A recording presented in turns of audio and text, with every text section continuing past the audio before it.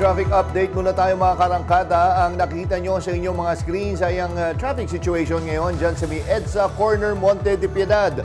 Sa mga hindi pamilyar sa lugar na ito yung area ng EDSA at Aurora Boulevard. So dahil holiday ngayon, sa nakita natin ay maluwag naman ang daloy ng trapiko sa mga oras na ito. Sa right side ng inyong screen, yan yung papuntang Mandaluyong, papuntang Makati. Wala namang problema kesa sa Service Road or mag-underpass kayo. Maging dun sa northbound lane ng EDSA, yung mga papuntang Mega Q-Mart, Quezon Avenue at North EDSA ay wala rin maging problema ang mga motorista sa mga oras na ito. Martes, April 1, 2025. Kapit Pilipinas. Isang araw na naman ng maiinit na balita. Ako po si Nina Corpus. Walang palalampasin, walang iiwanan. Naririnig tayo sa Radyo 630, 92.3 FM Radio Manila at Regional FMR stations sa buong bansa. Ako si Jack Batallones. Ito ang Arangkada Balita. Negosyante patay sa pananambang ng riding in tandem sa Cebu. Sa pulsa video, dalawang tsuper nagsuntukan sa kalye dahil sa agawan ng pasahero. Lisensya ng mga driver na sangkot sa Antipolo Road Rage, sinuspinde. SUV driver na namaril, maharap sa reklamong murder matapos bawian ng buhay ang isa sa mga biktima. Bilang ng mga nasawi sa lindol sa Myanmar, mahigit 2,000 na. Pilipinas nagpaabot ng tulong sa mga apektado ng lindol. At Korean star Kim So-yoon napaiyak sa gitna ng press con. Dead on the spot ang isang negosyante matapos pagbabarilin malapit sa kanyang tindahan sa Cebu. Narito ang marangkadang balita ni FMR News Cebu correspondent Clark Pasuit. Ate, ba nga kurugas kamot na ko'y kulba. Humandusay sa gitna ng kalye ang lalaking ito matapos pagbabarilin ng riding in tandem sa Tabogon, Cebu kahapon ng umaga. Kinilala ang biktima na si Jonicio Dosdos Jr., 51 anyos at may-ari ng tindahan ng construction supplies. Base sa salaysay ng mga saksi, nagkunuring bibili sa tindahan ng biktima ang mga salarin. Nang lumabas si Dosdos at sumakay sa kanyang sasakyan para sana magpa-car wash, dito na siya pinagbabaril ng mga salarin na agad tumakas. Nakababa pa raw ang biktima sa kanyang sasakyan para humingi ng tulong sa kanyang mga tauhan pero binawian din siya ng buhay sa gitna ng kalsada. Nasa kote naman sa operasyon ang dalawang suspect sa barangay Mambaling, Cebu kaninang madaling araw. Patuloy ang investigasyon sa motibo ng pamamaslang. Clark Pasuit, umaarangkada sa pagbabalita. Sa pool sa video, ang suntukan ng dalawang driver sa gitna ng kalye sa Davao City. Ang dahilan, agawan ng pasahero. Narito ang umaarangkadang balita ni FMR News Davao correspondent Hernel Tokmo. Mistulang boxing match sa gitna ng CM Recto Street sa Davao City ang eksena ng dalawang tsuper na ito nitong linggo ng hapon. Ang isa sa kanila namalo pa ng tubo. Sa tindi ng girian ng dalawa, pahirapan ng pag-awat. Ang dalawang tsuper nagkainitan daw sa agawan ng pasahero. Dinala sa ospital ang lalaking hinataw ng tubo matapos magtamo ng sugat sa dibdib. Report sa Davao City Police Officer pala ng Mosilaw Alarm sa skandal and mag-submit po ng report sa Land Transportation Office for possible revocation or suspension ang driver's license. Samantala, nagkatensyon naman sa isang kooperatiba sa Obrero, Davao City nitong Sabado. Makikita sa video na persahang giniba ang pintuan, binasag ang salamin at hinagisan pa ng upuan ang tanggapan ng Agdao Cooperative para makapasok ang mga miyembro. Ayon sa mga sumugod na miyembro, gusto nilang paalisin sa pwesto ang general manager dahil sa alegasyong korupsyon. Rumesponde naman ang mga pulis para ipatupad ang seguridad sa lugar. Inabisuhan na ng Davao City Police ang mga miyembro ng kooperatiba na idaan sa legal na proseso ang kanilang reklamo. Ayon sa mga otoridad, reklamong resistance and disobedience to persons in authority ang maaring kaharapin ng mga sangkot sa insidente. Hernel Tokmo, umarangkada sa pagbabalita. Iakyat sa murder ng pulisya ang kasong isinampa laban sa driver na sangkot sa road rage incident sa Antipolo. Ito'y matapos bawian ng buhay ang isa sa mga nabaril ng biktima. Sinuspindi rin ng Land Transportation Office ang lisensya ng 2 motoristang sangkot sa insidente. Narito ang report. Suspendido na ang lisensya ng isang SUV driver at isang motorcycle rider na sangkot sa insidente ng road rage sa Marcos Highway sa Antipolo. Nauna rito, nauwi sa putukan ng alitan sa trapiko sa Antipolo City noong weekend. 4 ang nabaril. Isa sa kanila, mismong asawa ng suspect. Sa viral video, makikita ang mainitang pagtatalo sa pagitan ng SUV driver at ng motorcycle rider. Nagkainitan ng 2 grupo hanggang sa humantong sa suntukan at pinagtulungang bugbugin ng mag-amang rider ang SUV driver. Ilang sandali lang, bumulot ng baril ang suspect at sunod-sunod na nagpapato.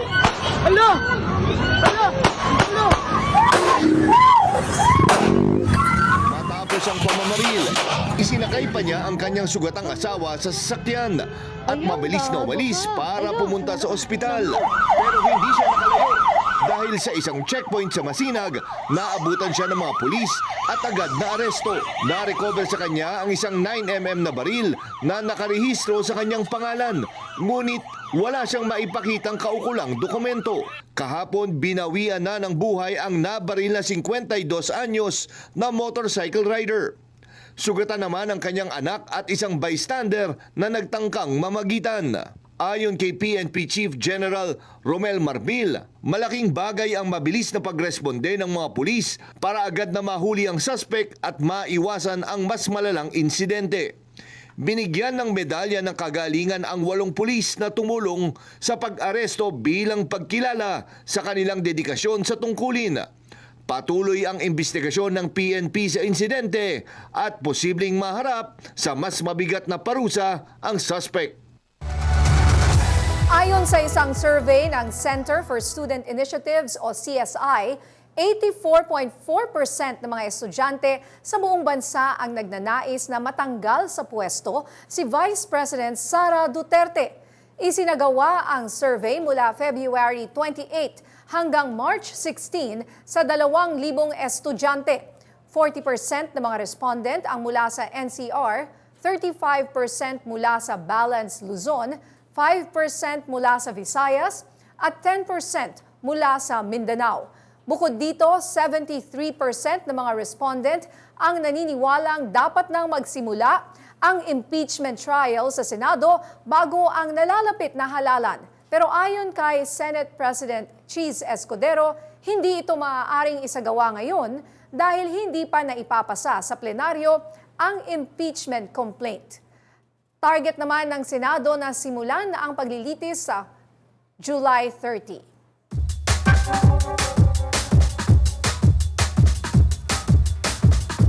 Mas maraming estudyante ang gustong tanggalin si Vice President Sara Duterte sa pwesto ayon sa isang survey. Ito lang ba ay isang face ng mga estudyante or meron silang solid na reason? Ikaw, anong side mo? Pabor ka ba o hindi? Ano ba ang iyong masasabi? For me, yes. Yung mga confidential funds na naibabalita sa kanya is wala pa pong update tungkol doon. Kaya for me, oo po. Hindi po. Since halos lahat ng mamamayang Pilipino na binauto siya. Pabor ako sa pagpatalsik kay Sara Duterte due to pagwaldas ng pera ng DepEd. If napatunayan naman po na totoo po yung mga sinasabi po nila at po agree naman po ako sa impeachment. Hindi po ako pabor pero kailangan po kasi talaga na pag-aralan muna. Depende po kung ano po yung magiging resulta po ng hearing po sa kanya. Based po sa mga resibo na nakikita natin, feel ko po sapat naman po yun na reason para magkaroon ng proper impeachment po. Pabor po kasi po paano po natin pagkakatiwalaan yung mga official natin na hindi kaya ipaliwanag kung saan ba ginagastos yung pera natin. Ayon sa isang survey, malaki ang 80% na suporta mula sa mga estudyante na gustong patalsikin si VP Sara Duterte. Marami na rin ang may pakialam sa ginagalawan ng ating lipunan, kasama na dito ang kabataan. Marami na rin silang tanong. At ngayon makakasama natin live si Attorney Amando Virgil Ligutan, Senior Lecturer ng UP College of Law, para Kwentuhan tayo tungkol sa boses ng kabataan. Magandang hapon, attorney. Good afternoon, magandang hapon, Jack, tsaka Ninya. It's nice to be here again. Magandang hapon, ating mga kababayan. Oo, galing pa sa Cebu. Oo, Si attorney, maayong hapon. Maayong hapon, yes. Okay. Welcome back, sir. Thank you. Well, Attorney Ligutan, ito nga 80% ng mga estudyante ayon sa isang survey, ang gusto raw patalsikin si VP Sara. At ano po ang tingin nyo ang dahilan sa ganitong klase ng resulta? So, it's 84.4%, to be exact. For me, that's an overwhelming majority of yung mga kabataan nagsasabi na kailangan ng panagutin yung Vice Presidente. You know, for me, nakikita ang reason is mas mulat yung kaisipan ng ating youth, ng ating mga kabataan. They know how to cut through the noise, so to speak. No, alam nila ano yung tama, ano yung mali, ano yung fake news in social media. Alam nila ano yung dapat paniwalaan tsaka hindi. Tsaka alam nila yung basic fact. Pag gagamit ka ng confidential funds, dapat accountable ka to the public. Ba't ka gagamit ng mga fictitious names? So, alam nila kalokohan yung paggamit ng fictitious name. For example, yung paggamit ng Mary Grace Piatos, Jay Camote. Only yesterday we found out, may Team Grocery, may Beverly Claire Pampano, si Patty Ting. Pampano, si Patty Ting, saka si Miko Harina. So May Kasim. Oo, Miggy Mango, di ba? So alam nilang kalokohan yung paggamit ng fictitious name. For me, yun yung reason why yung majority ng ating mga estudyante, they are in favor of holding the Vice President accountable. It's not surprising. Pero sir, yun nga nakikita nyo ba yung appeal ng mga Duterte ay nasa, pag natitinong ko rin, partner niya, ay nasa middle age on patanda. Yes. Sorry Manoj, pero dun sa mga, hindi sa mga bata. Sama ba tayo sa middle age? Wala akong sinasabing gano'n, no? Pero yun tayo nga. sa kabataan mo. Yes, pero yun nga, sir, sa kumbaga yung mga bata, alam nila, they can sift through kung ano yung mga fake news. Yes. Social media kasi pag makita mo lang yung profile, alam mo nang I don't need to read, I don't need to listen to the opinion of this individual. Kasi alam kong troll, bayad yung mga. So they know how to cut through the noise. They know how to determine ano yung tama, ano yung mali, ano yung dapat paniwalaan, ano yung hindi. So for me, ito yung mas magandang barometer. Ano ba yung tingin ng publiko sa kaso ng against the Vice President? So, as one of those, as a proponents of the impeachment of the Vice President, we are elated, but hindi kami surprised, Jack, saka Ninya. Kasi alam namin, ito yung dapat na resulta ng mga survey. Kasi walang justification yung hindi pag-explain paano mo nagamit in 11 days. In 7 days, to be exact, yung 125 million na pinagkatiwala ng publiko sa iyo. Pero, yung partner, ba may gusto ka muna tanong? Or hindi gusto mo Ini-internalize ko kasi kung ilang taong kaya yung mga bata na sinasabi na ito. And was this survey done after the president was arrested to The Hague? February 28 Yun hanggang yung March ibinigay na date. 16. So medyo pasok hindi- na rin. Pasok na rin. Yung pagka-aresto Yes, kay Pasok na dating rin. Pangulong Duterte. Oo. So naintindihan nila yung situation. Pero total niya nabanggit na rin ni attorney kanina yung sa Kasi naririnig ko na yung defense nila dun sa mga ridiculous names na yan.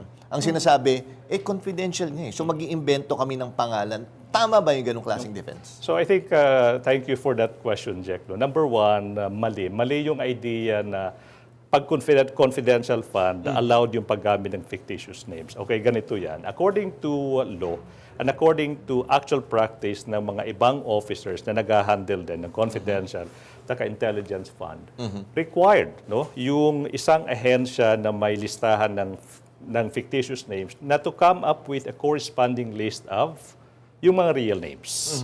Okay, yung reason yan is para may accountability pa rin. So yes, you can. If your purpose is to protect the identity of your informants, required ka rin na mag-come up ng listahan ng mga totoong pangalan ng mga fictitious individuals na to. And they don't have that. The OVP at DepEd, wala dyan. Pangalawa, there's no points of using fictitious names.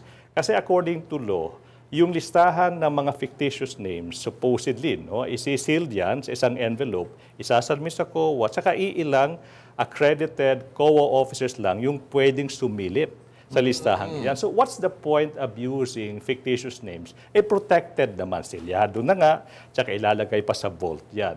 Pangatlo, remember, hindi lang yan yung kaduda-duda, no? I think it's time for the public to know na yung Vice President, yung opisina niya, use fictitious names even for the purchase of chairs, tables, office supplies. Kahit yung hindi na pagbili. yung confidential funds. Kaya hindi niya siya ka-reject. Yun yung parang yung paggamit ng fictitious name, hindi lang yan yung badge of fraud. It's only one of the many. Ba't ka gagamit ng fictitious names kung bibili ka lang ng mga chairs tsaka office supplies? Then next will be, may mga isang pangalan, pero itong pangalan na to, itong tao na to, supposedly received money from the Office of the Vice President in 3 different regions in the Philippines on the same day. How can that be possible? No? May iba din na parang isang pangalan pero 3 yung pirma, 2 yung pirma. May iba naman isang pirma pero 2 tao. Parang ito yung parang totality of circumstances. Yung paggamit ng fictitious names, hindi lang yun yung badge of fraud. It's only one of the many badges of fraud. So for me, yung mga Filipinos, they know better Na parang sinong niloko nyo, di ba? Yun. Okay, so kayo po yung sabi na natin pangatlong nag-file nung impeachment complaint attorney. So yung mga minention nyo ngayon yung paggamit ng fictitious names whether for confidential funds or pagbili ng mga school na kagamitan or yung isang Yes. pangalan pero nasa 3 iba-ibang rehiyon. Kasama ba yan ba sa mga ebidensya na ipinipresent? Yes. Kasama yan. Yung paggamit ng fictitious names when you buy, yung mga bagay hindi naman dapat itago. Bibili ka ng chairs, ba't may tatago yung pinagbilhan mo? Kalokohan. Is that enough to impeach the Vice President? Yes, for me. Because yung idea ng impeachment, that goes into the question. Kung hindi mo mapagkakatiwalaan yung Vice President in handling millions of public funds, the Vice President should not be the Vice President any minute longer. Kahit isang piso lang yan. Pag magdududa ka na, hindi kayang gampanan, hindi siya accountable to a single peso, hindi siya dapat maupo as Vice President kasi nga napakita na niya na hindi siya karapat-dapat. Kasi she cannot account. She does not even dare to explain paano nagamit yung 125 million pesos in 11 days. That goes into the heart of the issue. Do you think the public will still trust her? I don't think so. Yun nga, maganda dito, partner niyo, mabalik lang tayo sa mga kabataan. Sila yung mga future voters sa 2028. Yes. So, do you think na we'll get smarter voters by 2028?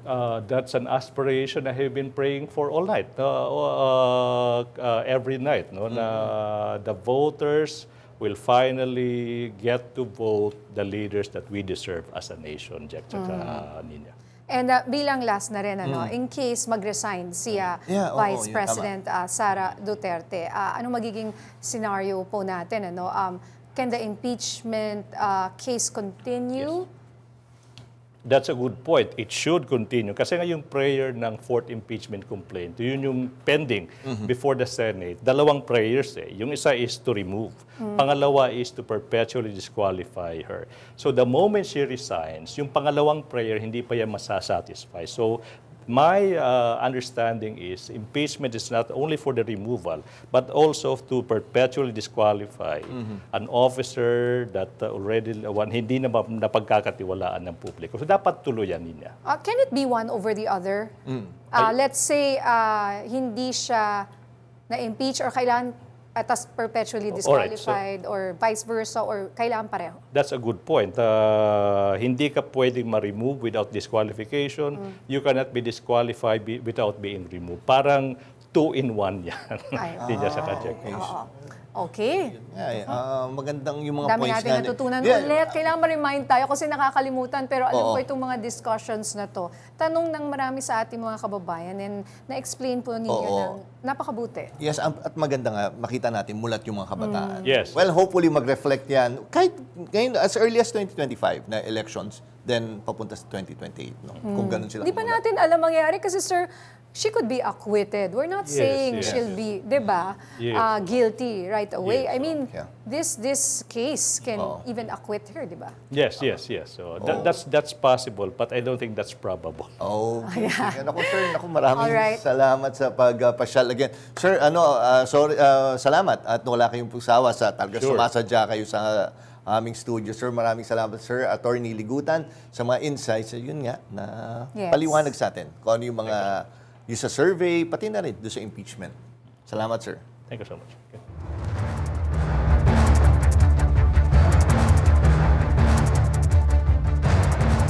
Lumutang ang mga bagong pangalan kaugnay sa mga benepisyaryo ng confidential funds ni Vice President Sara Duterte. Ayon kay La Union Representative Paulo Ortega, ang mga pangalan sa listahan ay para mga item na makikita sa isang grocery list. Tinukoy ni Ortega ang mga pangalan ng mga benepisyaryo tulad ni Beverly Claire Pampano, Miko Harina, Patty Ting, Ralph Josh Bacon at Sala Kasim na pwedeng mga pangalan na kahawig sa mga produkto na binibili natin sa grocery. Inihayag din niya na ang mga pangalan ay hindi tumugma sa anumang birth, marriage, or death record mula sa Philippine Statistics Authority. At makakasama natin ngayon live via Zoom si Iloilo Representative Janet Garin para talakayin ang mga issue kaugnay sa impeachment ni Vice President Sara Duterte. Magandang hapon po, Congresswoman. Magandang hapon din po sa inyo at magandang hapon sa inyong mga masugid na tagapakinig at tagapanood. Okay, paano po ninyo tinitingnan ngayon ang impeachment proceedings laban kay Vice President Sara Duterte? Ano po ang inyong opinion tungkol dito? Kanina yung binalita ko, sinabi raw ni Senate President Cheese Escudero na hindi pa naipapasa sa kanila yung impeachment complaint. Pakilinaw nga po ito. Well, basically kasi ando doon yung Senado sa kanilang paniniwala na habang naka-break pa ang Kongreso ay hindi pa nila ito tatalakayin. And of course, panahon nga ng election ngayon. So it's political season. So malamang medyo hindi na ipaghihiwala yung katungkulan bilang legislator vis-a-vis ng katungkulan naman na alam naman nating minsan kapag eleksyon or maraming mga aspeto pumapasok yung emosyon ng mga tao. At most probably, it can also be possible na ito nga yung mga bagay-bagay na kinukonsidera ng Senado. Be that as it may, the ball is now in the Senate. Nasa kanila na ang impeachment complaint against the Vice President. At nasa kanila din ang pag-handle nito. Dahil kami naman, obligasyon namin yon na ipasa sa kanila dahil kumpleto naman ang dokumento. Congressman, tingin nyo yung delay na ito, kasi nga kung sakali sa June pa, does it favor yung prosecution or does it favor doon sa defense po? Well, unang-una, yung sa ngayon, medyo mataas na ang awareness ng tao doon sa issues pertaining to the basis of the impeachment complaint. Pangalawa, parang binabalanse siguro ng Senado kasi pag medyo malakas na at marami na ang nakakaalam nito at hindi na sila masyadong sometimes good decisions or legitimate decisions can actually be bad governance. And as legislators, we need to actually balance our obligations vis-a-vis politicking. And I believe this is where the Senate President is trying to balance all aspects ng kanilang legislative work. Okay, Congresswoman, marami ang nagsasabi na may malalim na epekto raw ang impeachment trial na ito sa politika ng bansa. Kayo po matagal na kayo sa politika. Ano po ang tingin ninyo sa epekto nito sa political landscape at sa mga susunod na halalan? Well, unang-una kasi alam naman natin yung pananaw ng taong bayan before all of this confidential fund issue were discussed. Iba ang pananaw nila kay Vice President Inday, no? At habang tumatagal ang panahon at nauungkat ito, lalo na kapag hindi nasasagot yung katanungan ng taong bayan, umiiba, no, ang aspeto. And of course, this can also be reflected. And I mean, ako kasi umiikot ako masyado sa mga barangay. Ando doon naman yung nahahawa ngayon. I mean, lumalaro ngayon yung iba na ginagamit ang emosyon ng tao. Because the former president is also at The Hague answering charges against him. So parang andun yung pwede nilang i-maximize yung maawa yung tao, the emotions ng mga tao, para makalimutan yung impeachment complaint. However, yung younger generation naman, iba kasi ang pananaw ng younger generation. Yung younger generation are focused on the issues at hand. Yes. So yan yung mga factors, no? And of course, dahil election nga ngayon, na pag-uusapan yung accountability. And if you talk accountability, it's basically accountability based on your actions as a government official. Kasi nga, tama kayo, no?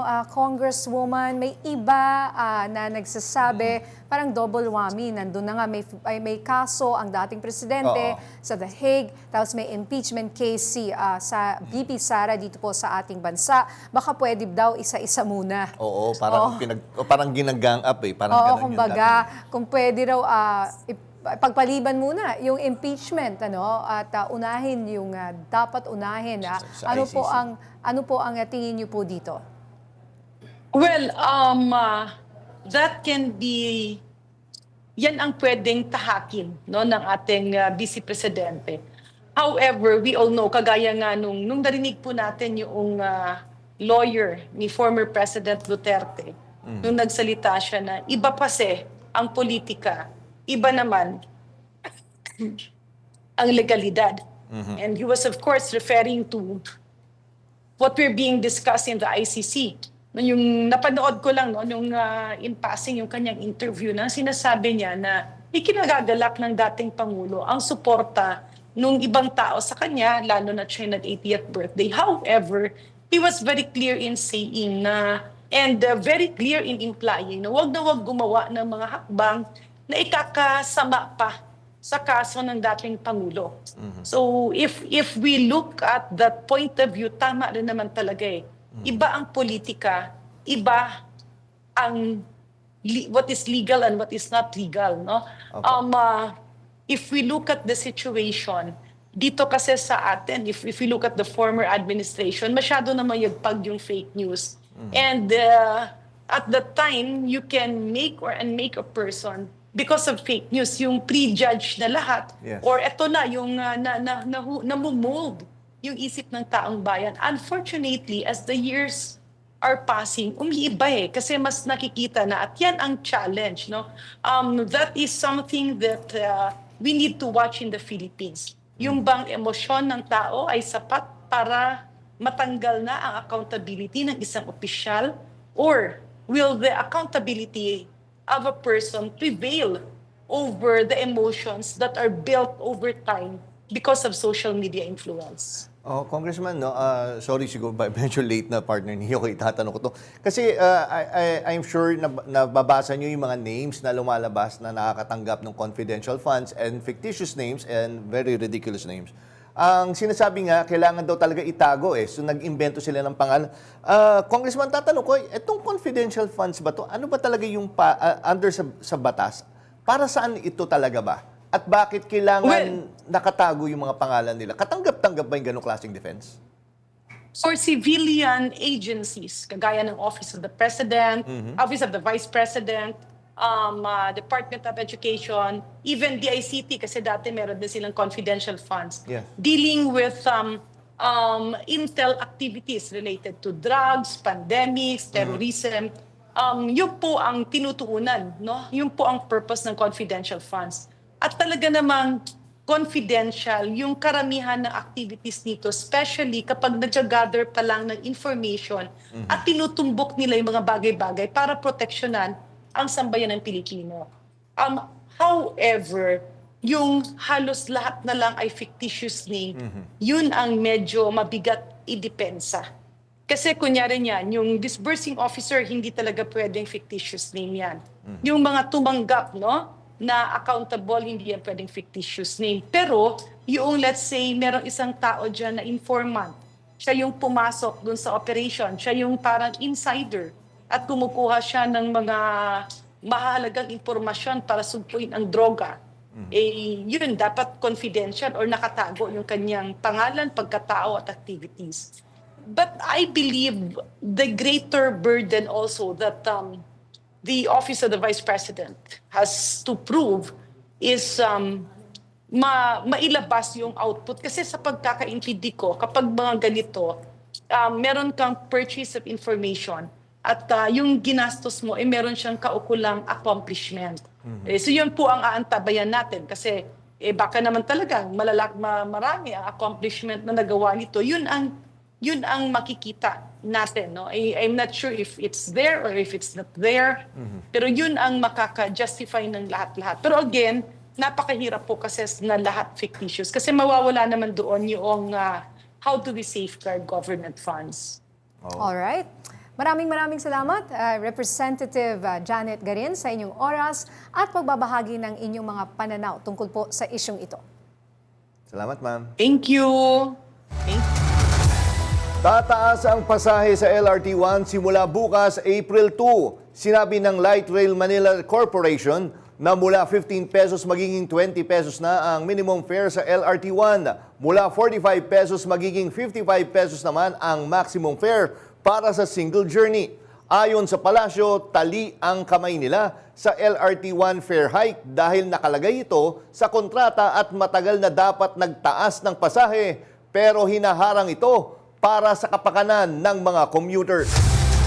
Di muna itutuloy ng Department of Agriculture ang paglalagay ng Maximum Suggested Retail Price or MSRP sa itlog at bawang para pigilan ang pagtuloy na pagsirit ng presyo nito. Ayon kay DA Secretary Francisco Chu Laurel, dapat magpapatupad na sila ng MSRP sa bawang pero bumaba raw ang presyo nito mula 160 pesos kada kilo ay naging 100 pesos kada kilo na lang. Samantala, di na rin itutuloy muna ang MSRP sa itlog dahil naglalaro na lang ang presyo nito sa 6 to 8 pesos kada piraso, malayo sa 10 to 12 pesos kada piraso sa unang naiulat.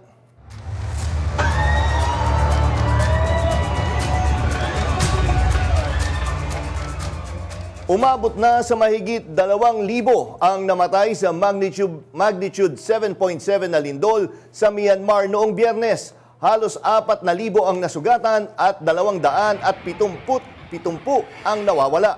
4 na Pilipino ang kasama sa listahan ng mga nawawala.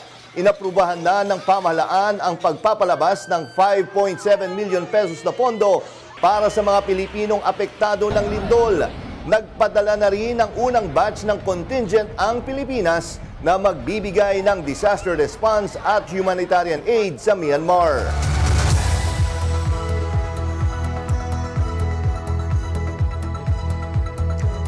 Yes, maganda makausap natin yung DFA kung kamusta yung mga kababayan natin dyan, di ba?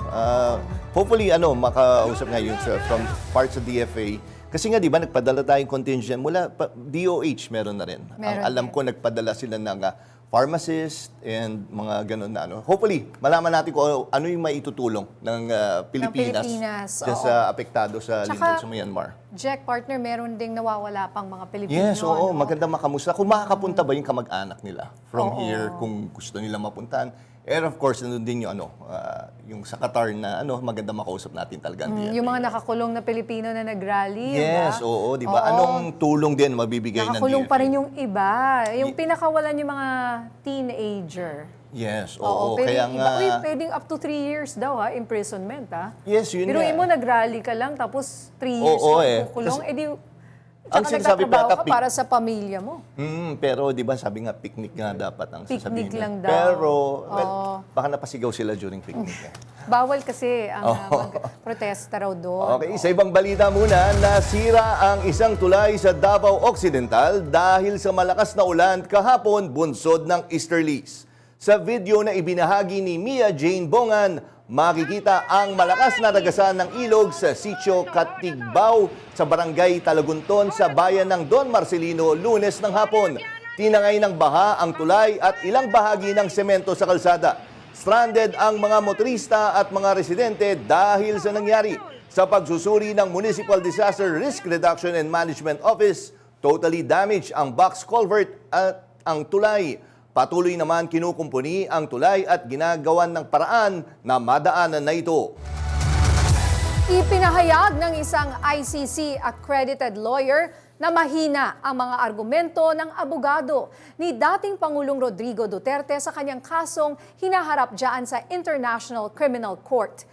Ayon kay Attorney Joel Butuyan, ang mga argumento ni Nicholas Kaufman ay rehashed at walang matibay na batayan.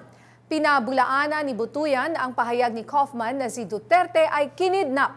Dagdag pa niya, walang katotohanan ang alegasyon at dumaan sa tamang proseso ang pag-aresto sa dating Pangulo. Nagbigay naman si Kaufman ng pahayag tungkol sa issue ng jurisdiksyon ng ICC. Ngunit sinabi ni Butuyan na ito ay tinutulan na ng ICC at ng ating Korte Suprema. At sabi nga natin, ayon kay Attorney Joel Butuyan, rehash at walang matibay na batayan ng mga pahayag ni Attorney Nicholas Kaufman. At para bigyang linaw ang usaping ito, makakasama natin ngayon live si Attorney Butuyan. Magandang gabi po sa inyo, Attorney Joel. Magandang gabi po sa lahat ng ating mga kababayan na nakikinig ngayong araw. Attorney, sinabi ninyo na mahina ang argumento ng kampo ni dating Pangulong Duterte. Ano po sa tingin nyo ang pangunahing butas sa kanilang depensa? Sinabi ni Attorney Kaufman na kanyang i-raise ulit yung pagkawala ng jurisdiction ng ICC dahil daw hindi na tayo miyembro ng ICC at yung investigasyon ay nagsimula after na maging effective yung withdrawal natin. No? Alam nyo, itong argumentong ito na isa lang nasa ICC noong yung Pilipinas pa lang, yung gobyerno ng Pilipinas ang nakikilahok. No? Dahil ang gobyerno ng Pilipinas, simula sa gobyerno ni former President Duterte, pinapadismiss na yung investigation ng ICC at that time. And dininay ng ICC yung argumento na wala ng jurisdiction ng ICC. In fact, nag-appeal pa ang Pilipinas during the time of current President Marcos na. No? Nag-appeal sa appeals chamber. And yung appeals chamber din, sinabi na meron pa rin jurisdiction ng ICC kahit na hindi na tayo miyembro ng ICC. Tapos, nandiyan din po yung decision ng Korte Suprema natin. Noong question yung withdrawal natin sa ICC, yung na ginawa ni former President Duterte, question yan ng mga Filipino petitioners. And sinabi ng Korte Suprema natin na kahit na nag-withdraw tayo, we're still bound by the ICC jurisdiction for crimes committed during the years that we were members of the ICC. Yun nga, so attorney, yun din, di ba? Actually, dalawa ngayon. Yung nauna nila, yung sinasabing kidnap, yung magiging defense. Ano masasabi niyo po dito, tungkol dito po? Alam mo, naka-video practically yung buong insidente. No? From the time na inaccost si former President Duterte sa eroplano hanggang sa mapunta siya doon sa may lounge ng Villamor Air Base, no? Naka-record lahat 'yan. Nandun yung kanyang mga kamag-anak, nandun yung kanyang isa o dalawa o tatlong abogado. And walang kidnapping na nangyari, no? Meron ding valid warrant of arrest na in-issue yung ICC. Binasahan siya ng kanyang mga karapatan ayon sa ating saligang batas, yung tinatawag na Miranda rights.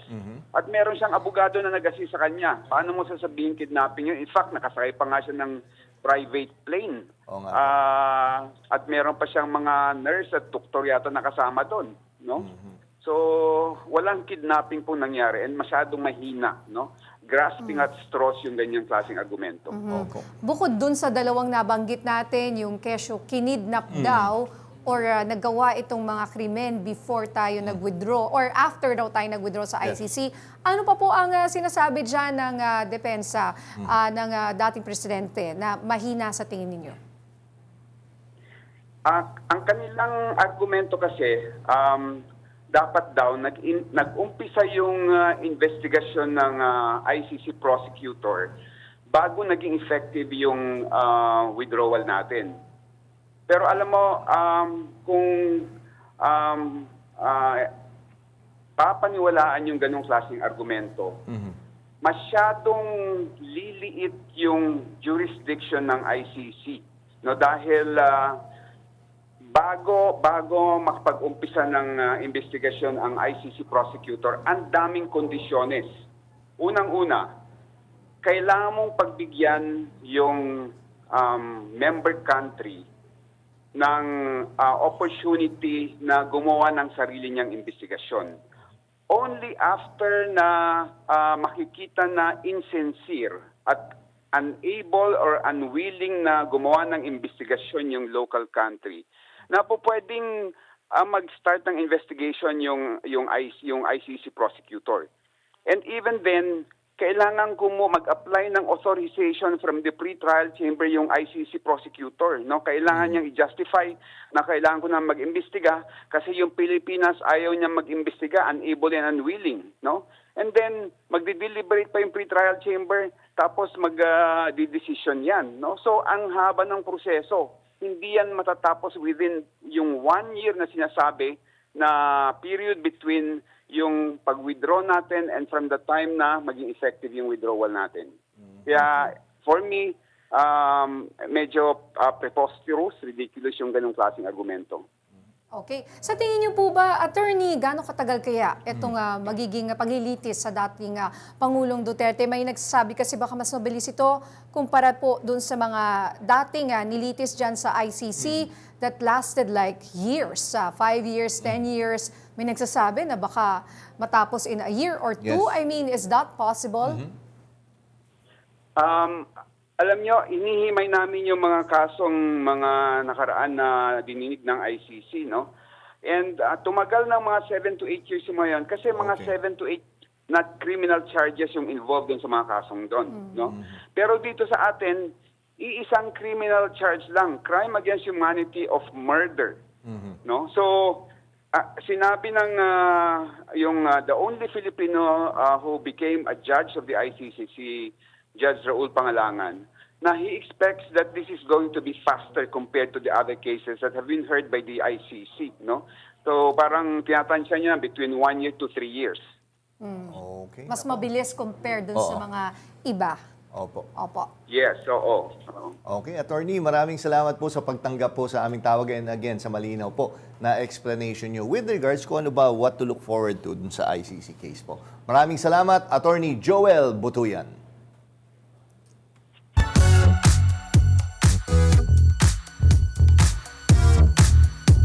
Sa kauna-unahang pagkakataon, humarap sa media ang South Korean actor na si Kim So-yoon para sagutin ang mga issue at alegasyon laban sa kanya kaugnay ng pagkakalantad ng relasyon nila ng yumaong aktres na si Kim Se-ron. May showbiz balita si Kat Kahukong.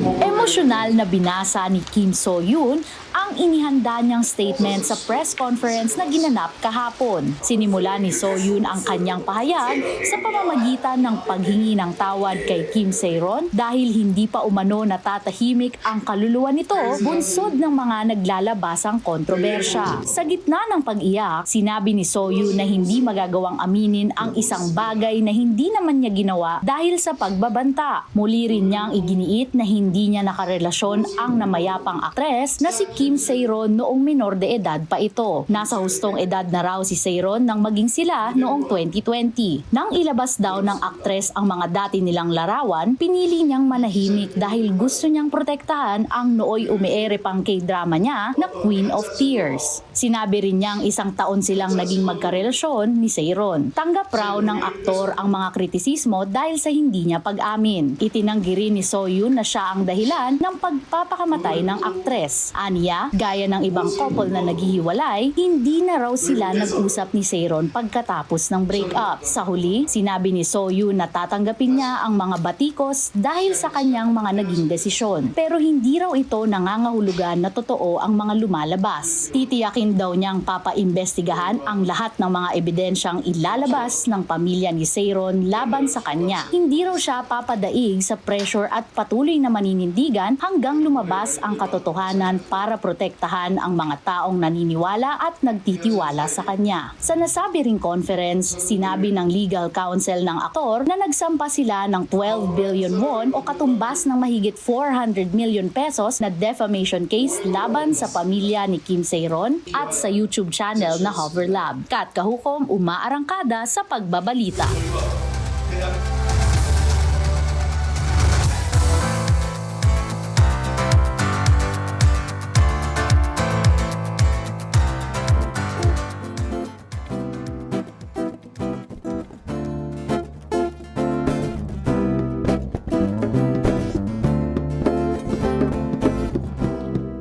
Dami kong gustong masabi, nagbibigil ang mga labi.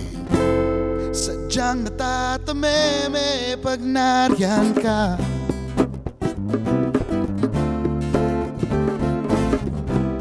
Kahit gusto kong ipakita, sadyang nauunahan ng hiya. Paano aaminin sinta? Kahit padugyot at hindi ka pa naliligo, medyo matot pero mahal pa rin kita. Wala ka pang sipilyo sa umaga, taglay mong ngiti, oh, walang kasing ganda. Kahit ano pang sabihin, kahit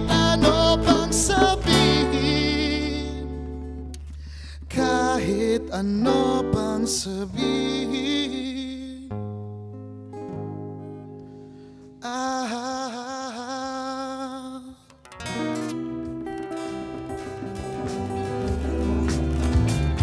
Alright. Well, with their new single na Kahit, nakakasama natin na partner niya ang bandang Ube. Oo nga. Very Bakit? interesting name. nga, Very interesting yung mga songs nila actually. Bakit ube? Sa totoo lang po, wala po siyang ibig sabihin. Pabilisan lang po yung pagpe-brainstorm namin. Ay, sir, tapat na lang po sa mic po. Yan, sir. Yun Ayan. po, yung with the question name po. Wala talaga siyang ibig sabihin. Wala. Akala ko naman tipong mahilig kayo sa ube o mahulog kayo. Wala po. Kala ko mahilig kayo sa kulay na ube. Or sa ube jam sa Baguio. Mahilig po kaming kumain in general, pero Okay. hindi lang po ube. Ano partner ninyo bukod doon sa kanta nila na Kahit, no? Actually, may isang tumatak din talaga. Yung very interesting, yung single nyo, yung San Miguel. San Miguel, ang patron ng mga torpe. Base ba yan sa isa sa mga buhay nyo? Ano pinagbasihan ng mga songs nyo? Opo, bali mahihain po ako nung bata ako eh. So, ngayon lang kumapal yung mukha ko, pero nung bata po, mahihain po talaga ako. So, humihingi po ako ng tapang kay San Miguel. Ayun na nga. So, yung ba ang advice nyo sa mga natutorpe? Oo, pag pinakinggan mo yung lyrics na kumukuha siya ng lakas, ng loob mula doon sa pag... Oo, di ba? Yun yung ano niya. Yung ba advice nyo at ano pang advice nyo sa mga mahiyain masyado or what? Harapin nyo yung sakit kasi... Harapin yung sakit? Harapin nyo yung takot. Kung masasaktan, pero pagkatapos nun, sinisigurado ko sa inyo na ibang tao na kayo. Pero sir, kanina yung lyrics yun doon sa Kahit, no? Meron pa yung tungkol sa sipilyo, na ano, I mean, paano nyo na, ano yung inspiration nyo behind sa Kahit, or sa mga, yung mga songs nyo? Basically, parang siyang parang kakaibang love song lang. Kasi normal pag love song, ito medyo ang atake namin parang totoo. Yung iba na pag matagal na yung relasyon. Kahit yung mabaho, di ba, mamahalin mo. Yun nga, kanina doon sa lyrics yung kanta nila. Talaga yung, well, very relatable sa mga ibang makikinig. Very real, authentic, di ba? Sabi nga nila, O hindi puro flowery language na hindi naman totoo. Kumbaga, hindi lagi pogi ka. Sabi nga nila, si Pilyo, yung amoy. Pero yun nga, sir, ano pa yung moving forward, paano kayo, sir, gano'n na kayo katagal as a band, and how do you, para mag-adapt kayo and stay, kumbaga, nandun pa rin sa scene? 14 years na kaming tumutugtog. Yes. Bali, tamang pagkakaintindihan lang bilang kasi bago naman kaming naging magkakabanda, magkakaibigan muna kami. Okay. High school pa, ganun, college? College. Kami college sila, high school. Kami high school pa. Elementary nga eh. Yun na nga eh. But you think nag-evolve yung music niyo? Yes po. Over the Very years, much, yeah? yes. Sobra po. Paano, sir, na Ito pong ginagawa namin ngayon, itong song namin. Try namin mag-explore kasi dati, masyado kaming art, masyado kaming sa direction ng para sa amin lang. Yeah. Tapos gusto lang namin maging exclusive na para may tawid yung thoughts namin sa ibang tao. Kasi sa mga lumang kanta namin, kailangan mong upuan eh. Gusto namin, pag narinig nila, Gets na. Oo. Nakita ko may iba kayong instrument like drums. Ano nga tawag dyan? Sorry. Ang tawag dyan, djembe. Djembe. Oo, kumbaga parang may indigenous factor. Hindi lang nga kasi acoustic ko. Normally full band naman. Pero meron din iba. May drums, ganyan. May drums po. Drums, may conga, may keyboard. Oo, kasi alam naman madala yung drums and keyboard. Kaya nga, ang laki na studio natin eh. Pero, sir, yung single nyo na kahit saan namin maririnig siya? May rinig nyo po siya sa lahat ng major streaming platforms. Yes. Nasa Spotify, iTunes, sa YouTube din po. Ayan. Tapos, may kita nyo na rin po sa mga social media pages namin. Follow nyo po Ube Music. Ube Music. Okay. Sige, sir, bago tayo magpaalam, pwede bang isang, konting patingin ulit na, Okay. sa music po ng Ube?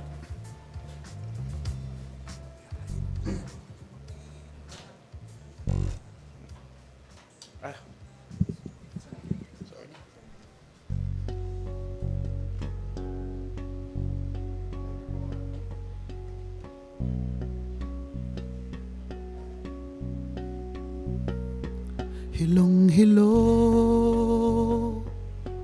gulong-gulo ang isip ko, litong-lito. Tumataas ang tagay kada ikot, lubusang tumatamang bawat paso. Lasing lang ba ako? Baka sakaling naririnig mga di masabi ng bibig.